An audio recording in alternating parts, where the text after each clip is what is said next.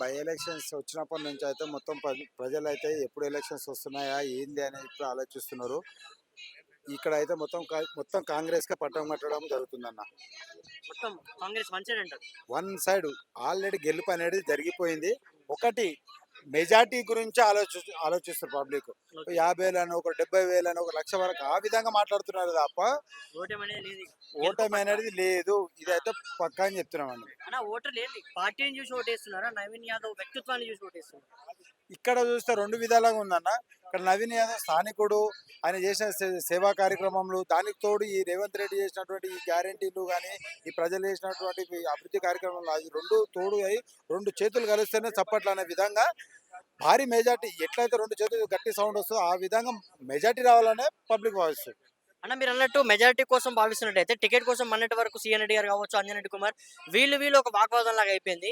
ఈ రోజు కొన్ని వర్గాలుగా డివైడ్ అయిపోతే ఓట్లు చీలేటువంటి అవకాశం ఉంది. ఇదే వంకగా చూసుకొని బీఆర్ఎస్ వాళ్ళు కూడా వచ్చి ఈ రోజు ప్రచారం చేస్తున్నారు. కేటీఆర్ గారు కావచ్చు, హరీష్ రావు గారు కావచ్చు, గల్లీ గల్లీ వస్తూ ఉన్నారు. ఇటువంటి పరిస్థితుల్లో కాంగ్రెస్ కి నిజంగా అంత మెజారిటీ వచ్చే ఛాన్సెస్ ఉన్నాయా ఇన్ కేసు గెలుస్తుంది అనుకుంటే? ఒక చిన్న కుటుంబంలో ఒక 5 మంది అన్నదమ్ములు ఉంటే ఒక అన్న ఒక కోరిక అనేది ప్రతి ఒక్కరికి హక్కు అడిగే హక్కు ఉంటుంది. అన్నదమ్ములు ఒక అన్న ఏమంటాడు ఒకటి అడుగుతాడు, తమ్ముడు ఒకటి అడుగుతాడు. అది కలుపుకొని పోయే బాధ్యత కుటుంబ పెద్దది, నాన్నది అమ్మ నాన్నది. ఎవరు అడుగుతారు నాకు ఇది కావాలంటారు, ఒకరు ఇది కావాలని అంటారు. అడుగుతా తప్పు లేదు. వాళ్ళు కూడా సరే ఖాళీ ఉన్నది కదా అడిగిరు వాళ్ళు.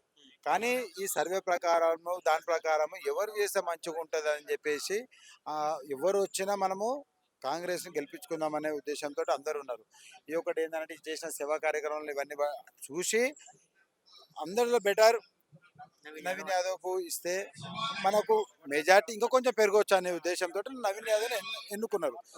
అలాంటి వ్యక్తిని ఎన్నుకున్నందుకు మొట్టమొదటిగా జుబ్లీస్ నియోజకవర్గ ఓటర్గా నేనైతే రేవంత్ రెడ్డి గారికి కాంగ్రెస్ పార్టీ వారికి థ్యాంక్ యూ చెప్తున్నాను. అలా ఒక విధంగా నవీన్ యాదవ్ అంటే ఈ రోజు అందరూ నవీన్ యాదవ్ అంటారు కదా.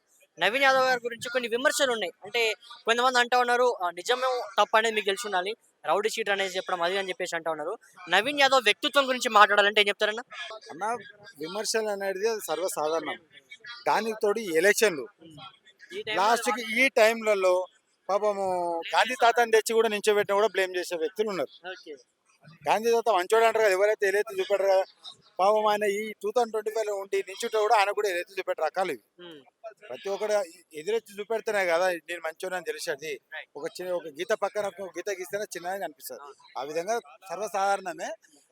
ఆయన వ్యక్తిగత చేసినట్టు సేవలు అది పబ్లిక్లో అందరికీ తెలుసు. ఆయన 2014లో చిన్న వయసులో ఉన్నప్పుడే ఎంఐఎం పార్టీ అని అంటే ఒక ముస్లిం పార్టీ అంటారు. చలో నేను కూడా ఒప్పుకోవడం ముస్లిం పార్టీ అనుకుంటా. ఆ ముస్లిం పార్టీ నుంచి ఫస్ట్ టైం నుంచున్నప్పుడే అంత మెజార్టీ ఒక హిందూ ముస్లిం అందరు కలిసి చేస్తేనే 42,000. అప్పుడు కాంగ్రెస్ కానీ టీఆర్ఎస్ ఇవన్నీ మంచి ఒక రేంజ్ లో ఉన్నప్పుడే 2014లోనే వచ్చింది. ఒక ఎంఐఎం పార్టీ నుంచి వచ్చింది. దాని తర్వాత ఇండిపెండెంట్ గా ఇస్తే కూడా 22,000 తెలంగాణ సెకండ్ ప్లేస్ వచ్చింది. అటువంటి వ్యక్తిని కాదని అయితే వేరే వ్యక్తికి ఇవ్వకుండా మంచి ఆలోచించే ఆ వ్యక్తికి ఇచ్చారు. సో గెలిపించుకునే ధీమా మీకుందా? 100% నన్ను ఎందుకు లేదనుకుంటావు అన్నట్లు. ఎందుకంటే అన్న ఇప్పుడు మాగంటి గోపీనాథ్ చనిపోయిన తర్వాత వాళ్ళ వైఫ్ కి టికెట్ ఇస్తే ఎన్నో ఒక్కడ సానుభూతి వర్కౌట్ అయినా గెలిచే అవకాశం లేదంటారా? ఎందుకంటే మనం మానవత్వంతో ఉండేవాళ్ళం. ఆ విషయం అన్న మంచి ప్రశ్న అన్న. సానుభూతి అంటున్నావు కదా. ఇప్పుడు హిందువులలో కానీ లేకపోతే ముస్లింలలో కానీ ఒక వ్యక్తి తన కుటుంబంలో చనిపోతే మీరు ఆలోచించుకోండి. లేకపోతే నేను అన్నదాన్ని మీ ఎవరైనా చూసిన మీడియా ద్వారా కానీ ఒక విషయం చెప్తాను. ఒక వ్యక్తి ఇంట్లో చనిపోతే దినాలు అనేది 9 రోజులు కర్మ ఏదో అంటారు కొంతమంది. 9 రోజులు చేస్తారు, 11 రోజులు 11 రోజులు చేస్తారన్న. మంచి అమ్మ ఉండని, తమ్ముడు ఉండని, భార్య ఉండని, ఎవరైనా ఉండని ఆ సానుభూతి అనేది సొంత వాళ్ళు చనిపోతేనే 10 రోజుల వరకు అన్న 11 దినాలకి తెల్లారి ఆడు ఎంత 10 రోజుల వరకు ఏడుస్తాడు. 11వ రోజున నువ్వు గుర్తు తెచ్చుకుంటానో గుర్తురాడన్న మనిషి. ఒక సందర్భం ఏమొస్తా అంటే ఎప్పుడన్నా అంటే అరే ఈ ఏదైనా విషయం అరే వాడు ఇట్లా చేసేవాడని తప్ప ఈ సానుభూతి సొంత వాళ్ళకే చచ్చిపోతారా అంది.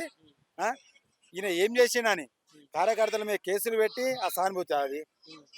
ఇల్లు గులగొట్టి అదొక సానుభూతి. అది ఆయన సానుభూతి దానికే వెళ్ళా. ఒక్కటే అడుగుతున్న మీడియా ద్వారా, సునీతమ్మ నిన్న రోజులు ఉన్నామ్మా నువ్వు ఏ కార్యకర్తను పట్టించుకున్నావు? ఎట్లా కనీసం ఆయన ఎంబడి వచ్చిన ఏ విధంగా బూతులు తిట్టదానో ప్రతి ఒక్క కార్యకర్త తెలుసు.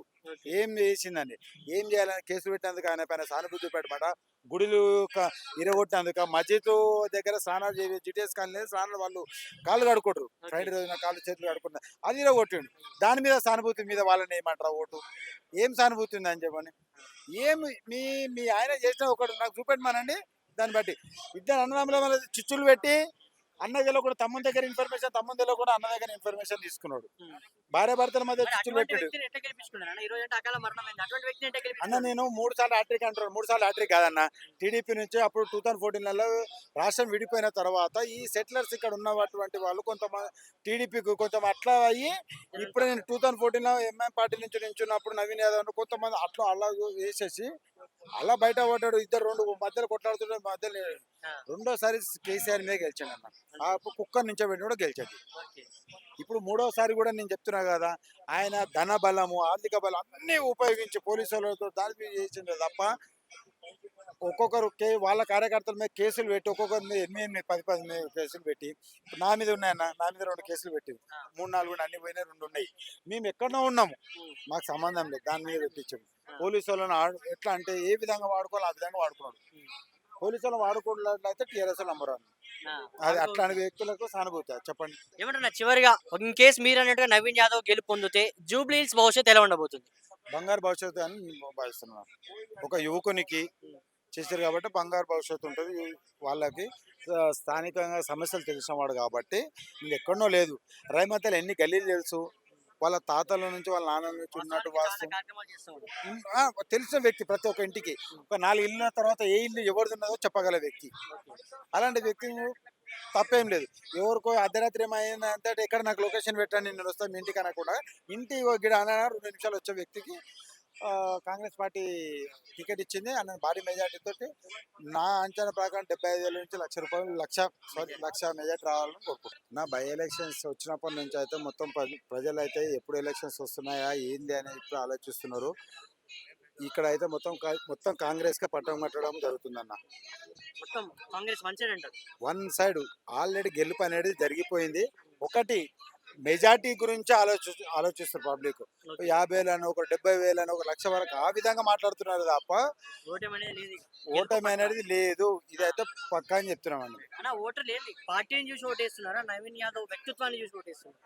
ఇక్కడ చూస్తే 2 విధాలుగా ఉందన్న ఇక్కడ నవీన్ యాదవ్ స్థానికుడు ఆయన చేసిన సేవా కార్యక్రమంలో దానికి తోడు ఈ రేవంత్ రెడ్డి చేసినటువంటి ఈ గ్యారెంటీలు కానీ ఈ ప్రజలు చేసినటువంటి ఈ అభివృద్ధి కార్యక్రమంలో అది 2 తోడు అయి 2 చేతులు కలిస్తేనే చప్పట్లు అనే విధంగా భారీ మెజార్టీ ఎట్లయితే 2 చేతులు గట్టి సౌండ్ వస్తుందో ఆ విధంగా మెజార్టీ రావాలనే పబ్లిక్ భావిస్తుంది అన్న మీరు అన్నట్టు మెజారిటీ కోసం భావిస్తున్నట్టయితే టికెట్ కోసం మొన్నటి వరకు సీఎన్ రెడ్డి గారు కావచ్చు అంజన్ కుమార్ వీళ్ళు ఒక వాగ్వాదం లాగా అయిపోయింది. ఈ రోజు కొన్ని వర్గాలుగా డివైడ్ అయిపోతే ఓట్లు చీలేటువంటి అవకాశం ఉంది. ఇదే వంకగా చూసుకొని బీఆర్ఎస్ వాళ్ళు కూడా వచ్చి ఈ రోజు ప్రచారం చేస్తున్నారు. కేటీఆర్ గారు కావచ్చు హరీష్ రావు గారు కావచ్చు గల్లీ గల్లీ వస్తూ ఉన్నారు. ఇటువంటి పరిస్థితుల్లో కాంగ్రెస్ కి నిజంగా అంత మెజారిటీ వచ్చే ఛాన్సెస్ ఉన్నాయా ఇన్ కేసు గెలుస్తుంది అనుకుంటే? అన్న ఒక చిన్న కుటుంబంలో ఒక 5 మంది అన్నదమ్ములు ఉంటే ఒక అన్న ఒక కోరిక అనేది ప్రతి ఒక్కరికి అడిగే హక్కు ఉంటుంది ఒక అన్నదమ్ములు ఒక అన్న ఏమంటాడు ఒకటి అడుగుతాడు తమ్ముడు ఒకటి అడుగుతాడు అది కలుపుకొని పోయే బాధ్యత కుటుంబ పెద్దది నాన్నది అమ్మ నాన్నది ఎవరు అడుగుతారు నాకు ఇది కావాలంటారు ఒకరు ఇది కావాలని అంటారు అడుగుతా తప్పు లేదు వాళ్ళు కూడా సరే ఖాళీ ఉన్నది కదా అడిగిరు వాళ్ళు కానీ ఈ సర్వే ప్రకారము దాని ప్రకారము ఎవరు చేస్తే మంచిగా ఉంటుంది అని చెప్పేసి ఎవరు వచ్చినా మనము కాంగ్రెస్ని గెలిపించుకుందామనే ఉద్దేశంతో అందరు ఉన్నారు ఈ ఒకటి ఏంటంటే చేసిన సేవా కార్యక్రమాలు ఇవన్నీ చూసి అందరిలో బెటర్ నవీన్ యాదవ్కు ఇస్తే మనకు మెజార్టీ ఇంకా కొంచెం పెరగవచ్చు అనే ఉద్దేశంతో నవీన్ యాదవ్ ఎన్నుకున్నారు అలాంటి వ్యక్తిని ఎన్నుకున్నందుకు మొట్టమొదటిగా జూబ్లీస్ నియోజకవర్గ ఓటర్గా నేనైతే రేవంత్ రెడ్డి గారికి కాంగ్రెస్ పార్టీ వారికి థ్యాంక్ యూ చెప్తున్నాను అలా ఒక విధంగా నవీన్ యాదవ్ అంటే ఈ రోజు అందరు నవీన్ యాదవ్ అంటారు కదా నవీన్ యాదవ్ గారి గురించి కొన్ని విమర్శలు ఉన్నాయి అంటే కొంతమంది అంటా ఉన్నారు నిజమే తప్పు అనేది మీకు తెలిసి ఉండాలి రౌడీ షీటర్ అనేది చెప్పడం అది అని చెప్పేసి అంటా ఉన్నారు నవీన్ యాదవ్ వ్యక్తిత్వం గురించి మాట్లాడాలంటే ఏం చెప్తారన్నా అన్న విమర్శలు అనేది అది సర్వసాధారణం దానికి తోడు ఎలక్షన్లు లాస్ట్కి ఈ టైంలలో పాపము గాంధీ తాతని తెచ్చి కూడా నించోబెట్టిన కూడా బ్లేమ్ చేసే వ్యక్తులు ఉన్నారు గాంధీ తాత మంచోడు అంటారు కదా ఎవరైతే ఏదైతే చూపెట్టరు కదా పాపం ఆయన ఈ 2025 ఉండి నించుంటే కూడా ఆయన కూడా ఏదైతే చూపెట్ట రకాలు ఇవి ప్రతి ఒక్కరు ఎదురెత్తి చూపెడితేనే కదా నేను మంచోడు అని తెలిసేది ఒక గీత పక్కన ఒక గీత గీస్తేనే చిన్నగా కనిపిస్తుంది ఆ విధంగా సర్వసాధారణమే ఆయన వ్యక్తిగత చేసినట్టు సేవలు అది పబ్లిక్లో అందరికీ తెలుసు. ఆయన 2014లో చిన్న వయసులో ఉన్నప్పుడే ఎంఐఎం పార్టీ అని అంటే ఒక ముస్లిం పార్టీ అంటారు. అవును. చలో నేను కూడా ఒప్పుకుంటా ముస్లిం పార్టీ అనుకుంటా. ఆ ముస్లిం పార్టీ నుంచి ఫస్ట్ టైం నుంచున్నప్పుడే అంత మెజార్టీ ఒక హిందూ ముస్లిం అందరు కలిసి చేస్తేనే 42,000. ఉమ్. అప్పుడు కాంగ్రెస్ కానీ టీఆర్ఎస్ ఇవన్నీ మంచి ఒక రేంజ్లో ఉన్నప్పుడే 2014లోనే వచ్చింది. ఓకే. ఒక ఎంఐఎం పార్టీ నుంచి వచ్చింది. దాని తర్వాత ఇండిపెండెంట్ గా ఇండిపెండెంట్ గా ఇస్తే కూడా చేసిన 22,000 తెలంగాణ సెకండ్ ప్లేస్ వచ్చింది. అవును. అటువంటి వ్యక్తిని కాదనైతే వేరే వ్యక్తికి ఇవ్వకుండా మంచి ఆలోచించే ఆ వ్యక్తికి ఇచ్చిర్రు. ఓకే. సో సో గెలిపించుకునే ధీమా మీకుందా ఇక్కడ ఉన్నటువంటి 100% నన్ను ఎందుకు లేదనుకుంటావు అన్నట్లను. ఆ! ఎందుకంటే అన్న ఇప్పుడు మాగంటి గోపీనాథ్ చనిపోయిన తర్వాత వాళ్ళ వైఫ్‌కి టికెట్ ఇస్తే ఎన్నో అక్కడ సానుభూతి వర్కౌట్ అయినా గెలిచే అవకాశం లేదంటారా? ఎందుకంటే మనం మానవత్వంతో ఉండేవాళ్ళం. ఆ విషయం. అన్న మంచి ప్రశ్న వేసినావు అన్న. సానుభూతి అంటున్నావు కదా. ఇప్పుడు హిందువులలోనో కానీ లేకపోతే ముస్లింలలో కానీ ఒక వ్యక్తి తన కుటుంబంలో చనిపోతే మీరు ఆలోచించుకోండి. లేకపోతే నేను అన్నదాన్ని మీ ఎవరైనా చూసిన మీడియా ద్వారా కానీ ఒక విషయం చెప్తాను. ఒక వ్యక్తి ఇంట్లో చనిపోతే దినాలు అనేది 9 రోజులు కర్మ ఏదో అంటారు కొంతమంది. 9 రోజులు చేస్తారు, 11 రోజులు 11 రోజులు చేస్తారన్న. అవును. మంచి అమ్మ ఉండని, తమ్ముడు ఉండని, భార్య ఉండని, ఎవరైనా ఉండని ఆ సానుభూతి అనేది సొంత వాళ్ళు చనిపోతేనే 10 రోజుల వరకు అన్న 11 దినాలకి తెల్లారి ఆడు ఎంత 10 రోజుల వరకు ఏడుస్తాడు. అంతే. 11 రోజున నువ్వు గుర్తు తెచ్చుకుంటానో గుర్తురాడన్న మనిషి. ఆ! ఒక సందర్భం ఇంట్లోనే అటువంటి పరిస్థితి ఉంటది. ఒక సందర్భం ఏమొస్తా అంటే ఎప్పుడన్నా అంటే అరే ఈ ఏదైనా విషయం ఉన్నప్పుడు అరే వాడు ఇట్లా చేసేవాడని తప్ప ఈ సానుభూతి సొంత వాళ్ళకే చచ్చిపోతారా అంది. హ్మ్. ఆ? ఈయన ఏం చేసిండని హ్మ్. కార్యకర్తల మీద కేసులు పెట్టి ఆ సానుభూతి అది. హ్మ్. మా ఇల్లులు గులగొట్టి అదొక సానుభూతి అది. ఆయన సానుభూతి దానికే వేయాలా. ఒక్కటే అడుగుతున్న మీడియా ద్వారా సునీతమ్మ నిన్న రోజులు ఉన్నామ్మా నువ్వు ఏ కార్యకర్తను పట్టించుకున్నావు ఎట్లా కనీసం ఆయన ఎంబడి వచ్చిన ఏ విధంగా బూతులు తిట్టదానో ప్రతి ఒక్క కార్యకర్త తెలుసు. ఓకే. ఏం చేసిందని ఏం చేయాలని కేసులు పెట్టినందుకు ఆయన పైన సానుభూతి పెట్టమాట. గుడిలు ఇరగొట్టినందుకు మస్జిద్ దగ్గర స్నానాలు జిటిఎస్ కాలనీ స్నానాలు వాళ్ళు కాళ్ళు కడుకుంటారు. ఫ్రైడే రోజున కాళ్ళు చేతులు కడుకుంటారు అది ఇరగొట్టిండు. దాని మీద సానుభూతి మీద వాళ్ళని ఏమంటారా ఓటు ఏం సానుభూతి ఉందని చెప్పని ఏమి మీ మీ ఆయన చేసిన ఒకటి నాకు చూపెట్టమానండి. దాన్ని బట్టి ఇద్దరు అన్నదమ్ముల మీద చిచ్చులు పెట్టి అన్న తెలియకుండా తమ్ముని దగ్గర ఇన్ఫర్మేషన్ తమ్ముని తెలియకుండా అన్న దగ్గర ఇన్ఫర్మేషన్ తీసుకున్నాడు. హ్మ్. భార్య భర్తల మధ్య మరి చిచ్చులు అటువంటి పెట్టాడు. వ్యక్తిని ఎట్లా గెలిపించుకున్నారన్న? ఈ రోజంటే అకాల మరణమైంది. అటువంటి వ్యక్తిని ఎట్లా అన్న గెలిపించుకున్నారు? నేను 3 సార్లు హ్యాట్రిక్ అంటారు. 3 సార్లు హ్యాట్రిక్ కాదన్న. టీడీపీ నుంచి అప్పుడు 2014లో రాష్ట్రం విడిపోయిన తర్వాత ఈ సెటిలర్స్ ఇక్కడ ఉన్నటువంటి వాళ్ళు కొంతమంది టీడీపీకి కొంచెం అట్లా అయ్యి ఇప్పుడు నేను 2014లో ఎంఐఎం పార్టీ నుంచి నించున్నప్పుడు నవీన్ యాదవ్ కొంతమంది అట్లా అలా వేసేసి అలా బయట పడ్డాడు. ఇద్దరు రెండు మధ్యలో కొట్లాడుతుంటే మధ్యలో ఆ! రెండోసారి కేసీఆర్ మీద గెలిచాడు అన్న. ఆ కుక్కర్ నుంచోబెట్టి కూడా గెలిచాడు. ఓకే. ఇప్పుడు మూడోసారి కూడా నేను చెప్తున్నా కదా ఆయన ధన బలము ఆర్థిక బలం అన్ని ఉపయోగించి పోలీసు వాళ్ళతో దాడి మీద చేసిండే తప్ప ఒక్కొక్కరు వాళ్ళ కార్యకర్తల మీద కేసులు పెట్టి ఒక్కొక్కరి మీద 8, 10 మీద కేసులు పెట్టి ఇప్పుడు నా మీద ఉన్నాయన్న నా మీద 2 కేసులు పెట్టింది. ఆ! 3, 4 కూడా అన్ని పోయినాయి 2 ఉన్నాయి. మేము ఎక్కడో ఉన్నాము హ్మ్. మాకు సంబంధం లేదు దాని మీద పెట్టించాడు. ఆ! పోలీసు వాళ్ళని ఎట్లా అంటే ఏ విధంగా వాడుకోవాలో ఆ విధంగా వాడుకున్నాడు. హ్మ్. పోలీసు వాళ్ళని వాడుకున్నట్లయితే టీఆర్ఎస్ నంబర్ 1. ఆ! అది ఆడుకో అట్లాంటి వ్యక్తులకు సానుభూతి చెప్పండి. ఏమంటున్నా చివరిగా ఇన్ కేస్ మీరన్నట్టుగా నవీన్ యాదవ్ గెలుపు పొందితే జూబ్లీ హిల్స్ భవిష్యత్తు ఎలా ఉండబోతుంది? బంగారు భవిష్యత్తు అని నేను భావిస్తున్నాను. ఒక యువకునికి హ్మ్. చేశారు కాబట్టి బంగారు భవిష్యత్తు ఉంటుంది.